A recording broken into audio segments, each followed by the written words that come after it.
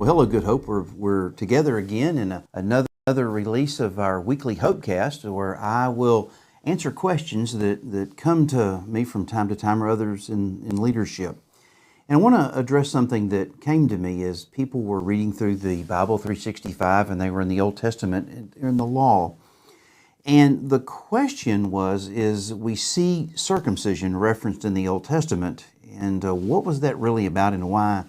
And is that something that's necessary today? And so that is a very common question. So what circumcision was on the eighth day, the male child would be circumcised. That was a sign of the covenant between God and the nation Israel. Now, circumcision was not unique to Israel. It was taking place in the ancient Near East in honor of God, but other nations did do that.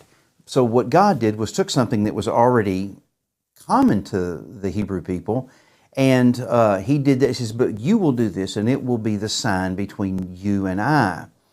So in Genesis 17, Abram's name is changed to Abraham. It is under the Abrahamic covenant.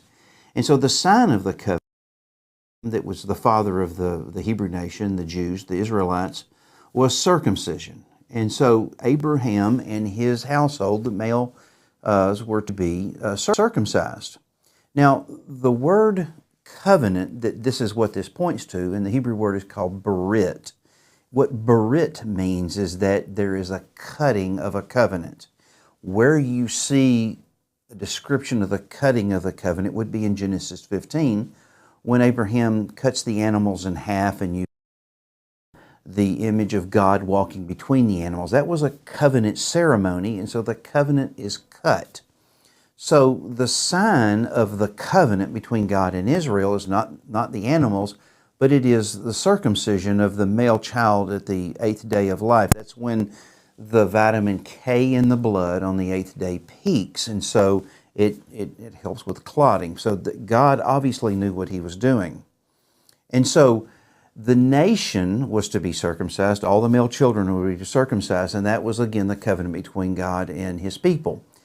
So Moses, if you've read in the book of Exodus, was put in the little basket in the river, and he was picked up by Pharaoh's daughter. And so Moses, a Hebrew from the tribe of Levi, grew up in Egypt.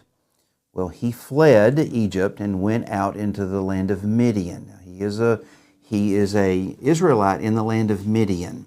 And so he marries Jethro's daughter, Zipporah, and they have a son. Well, God told Moses to go back and release the Hebrew people out of Egyptian slavery to take them into the promised land.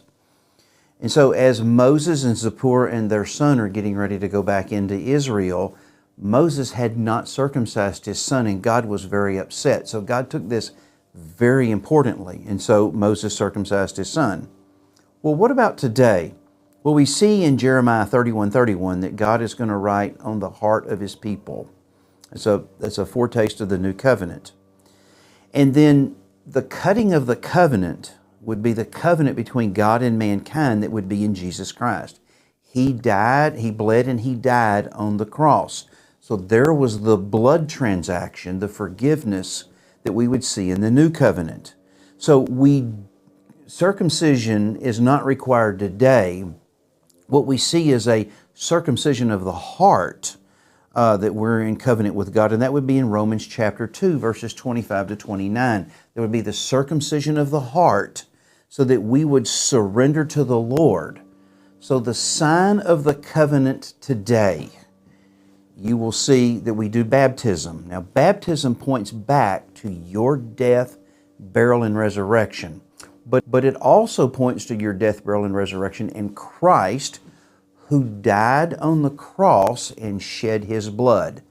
So the sign of the covenant today is your baptism. The sign of the covenant in the Old Testament was the circumcision of the male child. So, Old Testament circumcision, not required today. The sign of the covenant that you are in alignment with God through the Son of Jesus Christ is your baptism, water baptism, where you are completely submerged in water